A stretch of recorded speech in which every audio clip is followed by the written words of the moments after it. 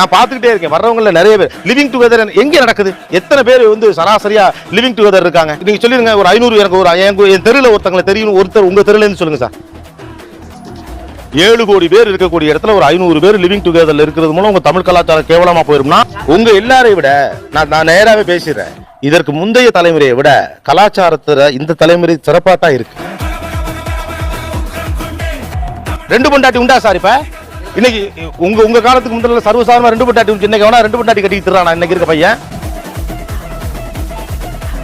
இது மாதிரி ரொம்ப மலினமா பேசாதீங்கன்னு தான் சொல்றேன். தாந்தோண்டித்தனமா அப்படி பேசுனீங்கன்னா உங்க பிள்ளைங்களுக்கு தப்பான மெசேஜ் கன்வே ஆயிடும். ஒழுக்கமா தான் சார் இன்னைக்கு இருக்கக்கூடிய பையன் இருக்கிறான். தாத்தாவோட தாத்தாக்கு எல்லா இடத்துலயும் தொடுப்பு இருந்துச்சு, இன்னைக்கு பையனுக்கு இருக்கா? கேட்க வேணானே. அப்ப நீங்களா கலாச்சாரத்துல சீர்கட்டவனா? இது என்ன சார் பேச்சுது? ஒரு காலத்துல ஜாக்கெட் போட்டா தப்பு, நீங்க புள்ள பெத்த பிறகு என்ன ஜாக்கெட் போட்டுக்கிட்டு கேவலமா பேசுனீங்க. இன்னைக்கு ஜாக்கெட் போடலன்னா அசிங்கம். ரைட்டு தானே? ஜாக்கெட் போட்ட பொம்பளை தப்பா பேசுனீங்கல்ல, அது என்ன கலாச்சாரம்? அதை விட ஒரு கேவலமான கலாச்சாரம் இருக்கா? அப்ப கலாச்சாரத்துல மோசமானவங்க இதுக்கு முன்னால இருந்தவங்களா இல்ல இன்னைக்கு இருக்கோம்?